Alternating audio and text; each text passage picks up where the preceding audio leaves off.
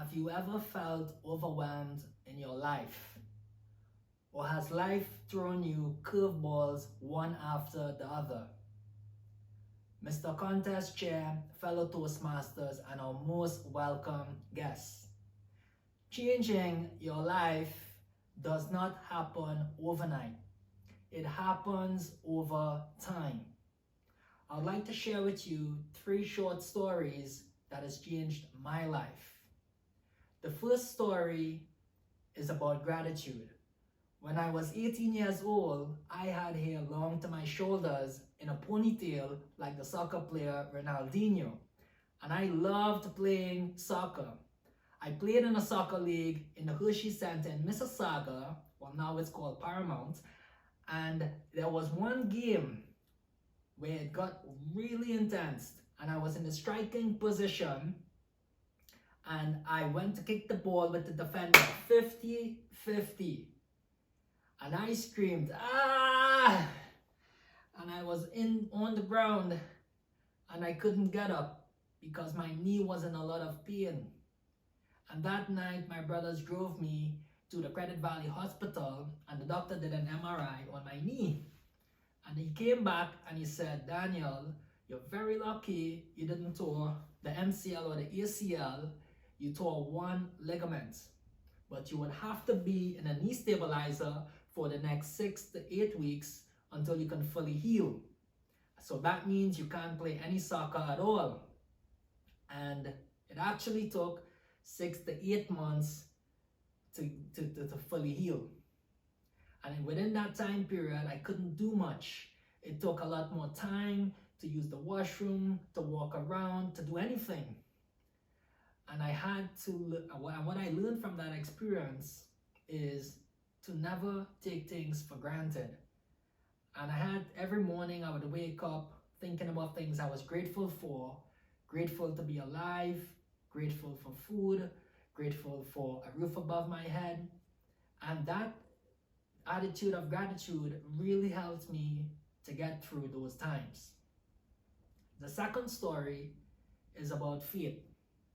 When I was 20 years old, I fell in love with a very beautiful and smart girl from school. And she wouldn't allow me to see her until I finished my studies. And that caused me to do very well in school. But a year later, she went to do her master's degree and she broke up with me. And I just failed my last course in school. And I was very sad, very heartbroken, and I was lost. I kept crying and praying to God, why? Why is this happening to me? And I couldn't see it at the point in time, but God had a different plan for me. And I had to learn to put my trust in God. And I started to focus on things I was passionate about and stop following the crowd. And after reading a book from Dale Carnegie on how to win friends and influence people, I realized I had to work more on myself and develop my public speaking and communication skills. So I volunteered with Habitat for Humanity building homes, and I joined Toastmasters, and then I tried one more time to take the last course, which turned out to be negotiation in school, and thankfully I passed and I graduated. And from that whole experience, what I learned is when it feels really impossible and you're in that time, have faith and that you will get through and you will get there, because I did it. And the third story is about perseverance. When I was 21 years old, I was jobless and I was trying to get a job in the bank. And in 2011, the economy, the unemployment rate for people ages 16 to 24 years old was 16.4%. And my eldest brother was trying to help me to get a job, and he took my resume and he tried and he says, "Daniel, there is no jobs out there. It's really hard. You aren't gonna get a job." But I believed in the quote, what Henry Ford said, "He who thinks he can or can't is usually right." And I choose to believe that there are many opportunities out there. So I was kept very persistent over the next year. Every day became like a routine, applying for jobs online.